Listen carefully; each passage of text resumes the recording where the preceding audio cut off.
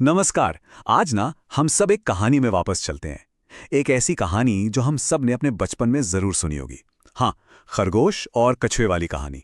पर एक मिनट रुकिए, क्या यह सिर्फ बच्चों की कहानी है या फिर इसमें हम सब के लिए कोई बहुत गहरा सबक छिपा है? चलिए आज इसी बात का पता लगाते हैं। तो चलिए सीधे एक सवाल से ही शुरू करते हैं। क्या सिर्फ तेज होना, रफ्तार का होना हमेशा जीत की गारंटी दे सकता है? यही वो सवाल है जो इस कहानी की एकदम जड़ में है और ये हमें सच में सोचने पर मजबूर करता है। तो इस कहानी में हमारे दो मुख्य किरदार हैं और सच कहूं तो वो एक दूसरे से बिल्कुल ही अलग हैं। एक तरफ है हमारा घमंडी खरगोश और दूसरी तरफ है मेहनती कछुआ। इन दोनों में जमीन आसमान का फर्क है। आप देखिए, खरगोश जो है वो बहुत तेज दौड़ता है और उसे इस बात का घमंड भी कुछ कम नहीं है। और वहीं दूसरी तरफ है कछुआ, जो चलता तो धीरे है लेकिन उसकी लगन और मेहनत कमाल की है। बस यहीं से कहानी का असली मुकाबला शुरू होता है। और खरगोश का घमंड देखिए, यहां एकदम खुलकर सामने आ जाता है। वो कछुए का मजाक उड़ाता है, कहता है, अरे कछुए, तुम तो इतना धीरे चलते हो कि मंजिल तक पहुंचते पहुंचते तो दिन ही निकल जाएगा। अब देखिए, ये सिर्फ एक ताना नहीं था, इसी एक बात ने कहानी को पूरी तरह से बदल दिया। अब कछुए ने इस ताने का जवाब दिया बड़े ही शांत तरीके से, लेकिन एक सीधी चुनौती के साथ। उसने कहा, अगर हिम्मत है तो मुझसे दौड़ लगाकर देख लो। बस इतनी सी बात ने एक बड़ी रेस की नींव रख दी। खरगोश तो जोर जोर से हंसने लगा और उसने चुनौती मान ली। और फिर आया वो दिन, दौड़ का दिन, जब यह साबित होना था कि असल में बेहतर कौन है, रफ्तार या फिर लगन।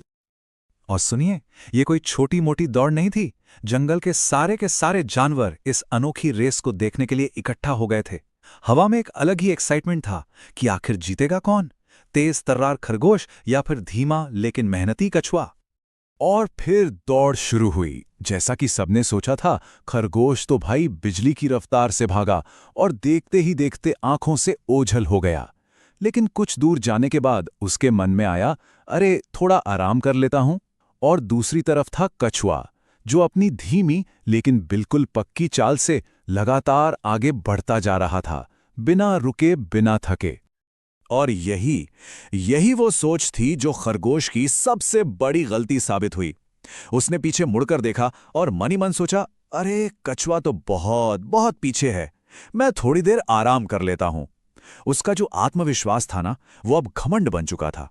और बस वो एक पेड़ के नीचे गहरी नींद में सो गया। तो अब आते हैं कहानी के उस हिस्से पर, उस नतीजे पर जिसने वहां मौजूद हर किसी को हैरान कर दिया। जब खरगोश की आंख खुली तो सूरज लगभग ढलने को था। वो हड़बड़ाकर उठा और उसने जब सामने देखा तो उसके तो होश ही उड़ गए।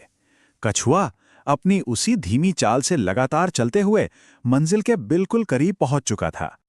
खरगोश ने अपनी पूरी पूरी ताकत लगाकर दौड़ लगाई, लेकिन क्या वो वक्त पर पहुंच पाया? तो आखिर में इस अनोखी दौड़ का विजेता कौन बना? कोई अंदाजा? जी हां, कछुआ दौड़ जीत चुका था। अपनी लगातार मेहनत और लगन से उसने उस खरगोश को हरा दिया, जिसे अपनी रफ्तार पर बहुत नाज था।